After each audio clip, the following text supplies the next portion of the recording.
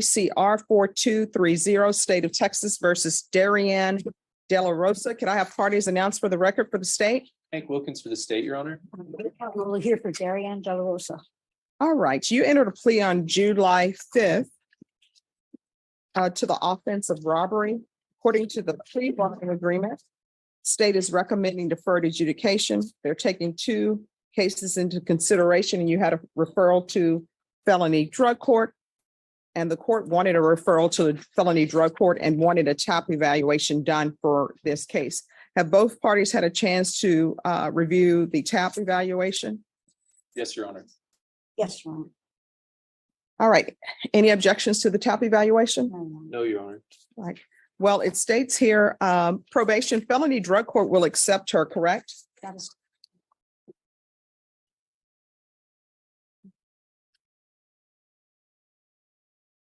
All right. Do you want to go to felony drug court? Yes, Do you have a place to stay? yes, sir. Who are you staying with? My grandmother. Who else stays with your grandmother besides you? My sister. And where's your mom? She's out of the family. CPS. Oh, CPS. Okay. And do you have any children? No, All right, that's a good thing. You got to figure out who you are. You're only 18. I don't plan on having kids anyway. People say that, but. All right, this is what the court is going to do. Court is going to sentence you to a $500 fine that will be probated. Take in consideration county court cause number 696-426, 696-428. I'm going to refer her to felony drug court and probation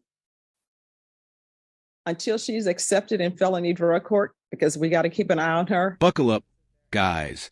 Today we're going to witness a young defendant facing serious felony charges as the courtroom opens.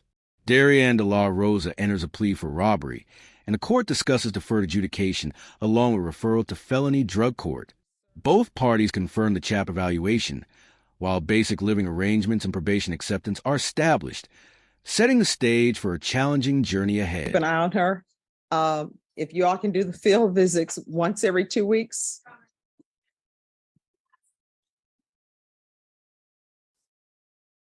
Thank you.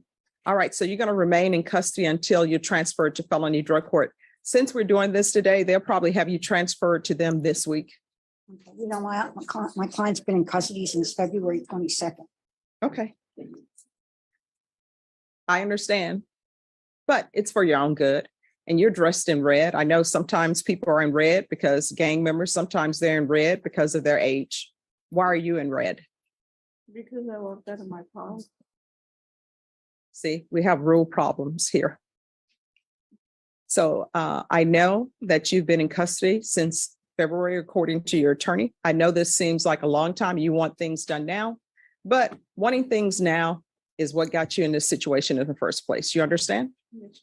All right, so she's to remain in custody until transferred to felony drug court.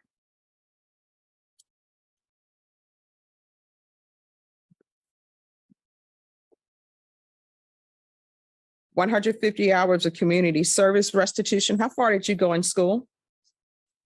The 11th. Why didn't you graduate? Because I was being moved around a lot. All right. So it's going to be 150 hours community service restitution. That will be deemed satisfied if she obtains her GED or is in some sort of trade school. What are your plans for the rest of your life? What do you want to do? What do you want to be? What are your hopes, your aspirations, your dreams? A paramedic. All right. So what are you doing to make that happen? Nothing right now. All right. So if you want to make a dream happen, you just can't wish it into existence. You've got to make those steps. Okay. There's going to be regular reporting by Zoom or in person. The UA hotline until further notice. Field visits 1 time per month. And have you talked to your grandmother? Do you know if she wants you there? Yes. How do you know? 'Cause, positive that she will want me to. Have you asked? No. People just make assumptions, you know. Sometimes grandparents will take you in because you're the grandchild, but you still need to ask permission. You understand? All right, probation, if you can verify her address with her grandmother. What is your grandmother's name? Minerva de la Rosa. Minerva? Okay. And she's to reside there if Miss De La Rosa wants her there, and you are not to leave that location until you have permission. Do you understand? Yes, sir. The court delves deeper into Darianne's living situation, revealing her mother is absent and she resides with her grandmother. With careful questioning, the judge uncovers details about her schooling, lack of children, and uncertain future plans. Conditions are set, including community service restitution, regular reporting, and proof of employment or school enrollment.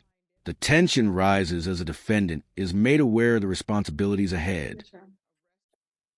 Right.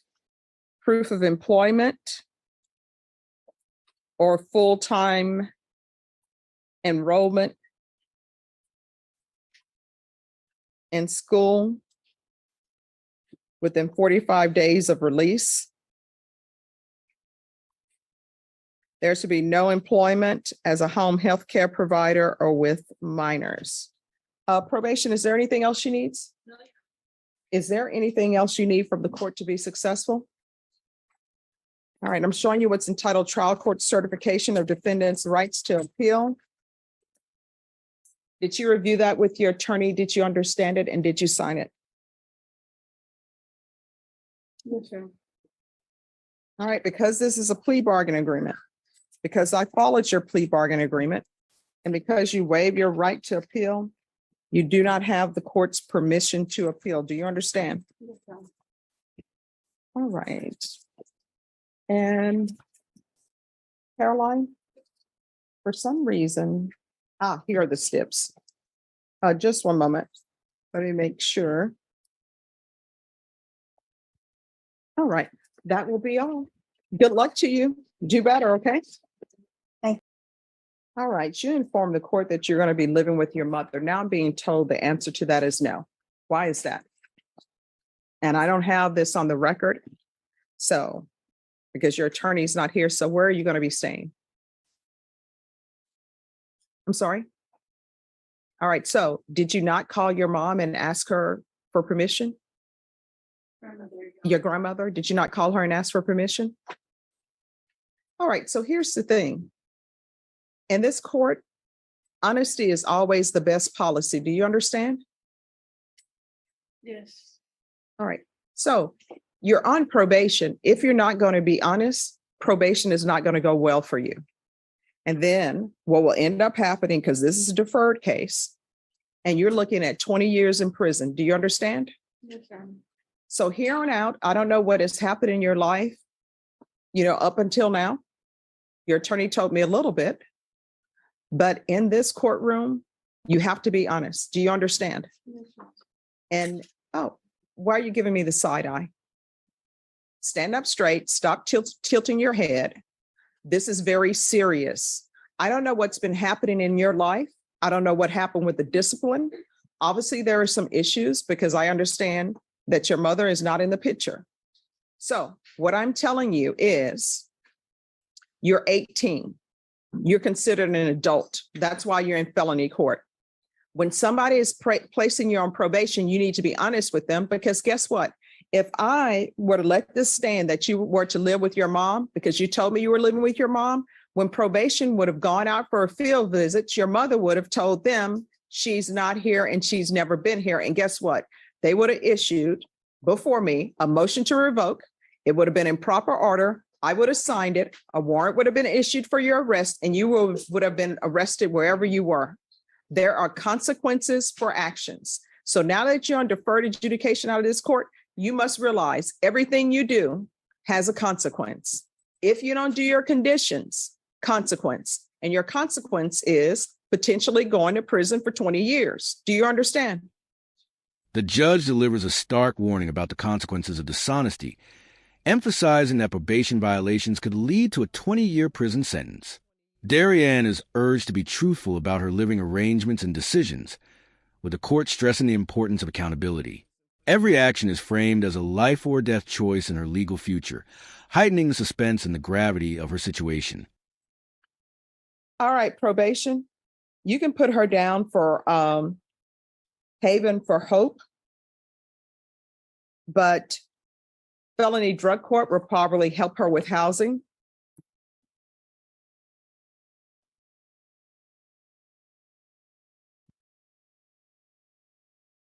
Now, is there anything else you were dishonest to the court about? All right, from here on out, everything you do, you need to ask yourself 2 questions. Is this something that could result in me potentially going to prison for 20 years? If the answer is yes, don't do it. And then you say, is this something that maybe I could end up going to prison for 20 years? Then don't do it. You understand? Yes. All right, you can have a seat in the box. State, are you proceeding on the indictment as presented? No, Judge, can we, the state waives and bans counsel. The court finalizes her housing arrangements and reiterates probation requirements, including field visits and proof of employment. The judge underscores the importance of honesty and adherence to the rules, clarifying that her deferred adjudication depends on compliance. The courtroom remains tense as the young defendant is reminded that missteps could have severe consequences. Bans counsel, Judge. Any objection? No objection.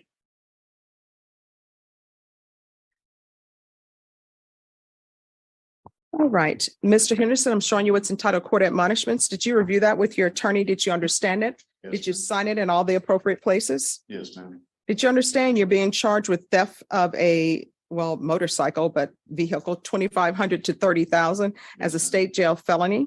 Range of punishment is anywhere from 180 days up to 2 years in the state jail facility and up to a $10,000 fine. Did you understand? I understand. Find you guilty. Are we proceeding with sentencing? Yes, Your Honor, we request that we follow the prosecution's recommendation. All right, so you're not asking for deferred adjudication? We are not. All right. All right, Mr. Henderson, are you employed? Yes, What do you do? I work in the oil field on a drilling rig. We would ask that he be allowed to travel outside, although he will reside in Bear County. All right, do you have any children? I do What are their ages? 17 and 16. And do they live with you or with their They mom? live with their mother. Okay.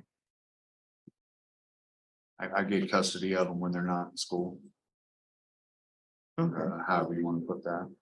All right, you've been to prison before? No, man, Jail before? I've been to jail. All right, for what? Petty theft and DUI. All right, and what's up with these tattoos? Bunch of stuff when I was younger, just I've grown out of it all. All right, what's with the arm that's covered in the black ink? Yeah, that's a whole bunch of cover-ups. Who did that cover up? I had a friend of mine do that- that. That It's was horrible. That's not from the ink show. When they do a cover up on the ink show, they do a great cover up. Yeah, again, like I said, once upon a time type of thing. I've grown out of all that. And what's the tattoo on this side? It's just a bunch of like Greek mythology stuff. Again, younger. Oh, well, who is that supposed to be? I can't tell. The Mary Magdalene. She's not a part of Greek mythology. Attention shifts to Mr. Henderson, facing theft charges. The court reviews his prior criminal history, employment, and personal life. Tattoos and youthful mistakes are discussed, highlighting his journey from past misbehavior toward potential reform. The judge establishes a context for his sentencing, painting a picture of accountability and the challenges of turning life around. Mythology? Well, Is she? I don't think she is. No. But the rest of it is just, Okay. like I said, I was a lot younger and a lot dumber. It's not his fault. He's from Indiana. Wow. All right. We got watermelons too. Okay. Well, hopefully they're sweeter than what's at the HEB. You know, I'll be the stereotypical Black person. I love watermelon, especially if it's sweet. This season hasn't been that good, though, Robert Porter. It's been hit or miss. All right, this is what the court is going to do.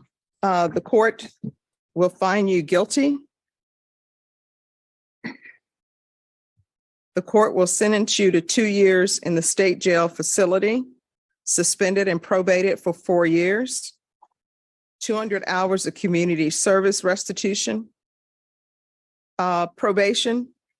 Since he's going to be working in the all fields, if he wants to pay that off at $7.25 per hour to the San Antonio Food Bank or some other charity that the court would approve of, you can do that as opposed to the community service hours. Okay, The theft course, the MRT course.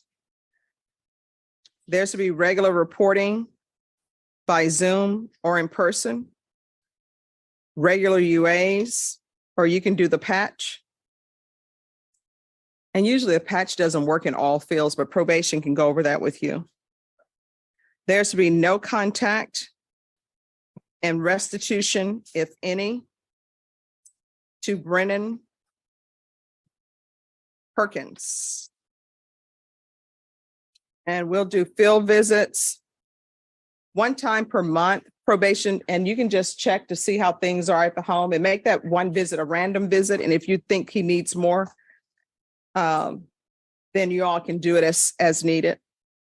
Proof of employment within 30 days. There's to be no employment as a home health care provider or with minors. And probation, if he's working in the all fields, then he's allowed to work in the all fields. Probation is, does he need anything else?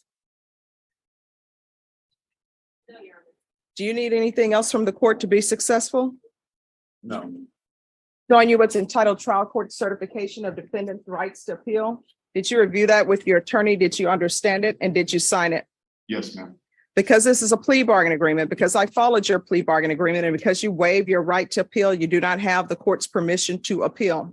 And because this is a felony conviction, you're not allowed to own or possess any weapons or ammunition. If you have a question over what a weapon or ammunition is, you'll need to speak to an attorney. Do you understand? Mr. Henderson receives a suspended 2-year state jail sentence with 4 years of probation, community service restitution, and required courses like MRT. Employment restrictions and field visits are outlined alongside no contact orders and reporting obligations.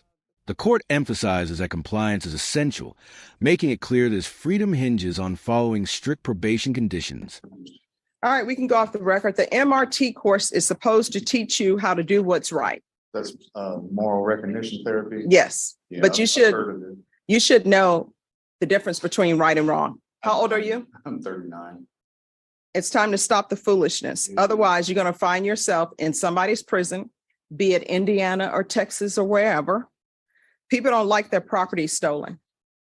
All right, good luck to you. Thank you, Your Honor. Thank you. The session concludes with moral guidance from the judge, stressing the importance of distinguishing right from wrong and avoiding actions that could lead to imprisonment. Both defendants are reminded that their choices have serious consequences, shaping their futures dramatically.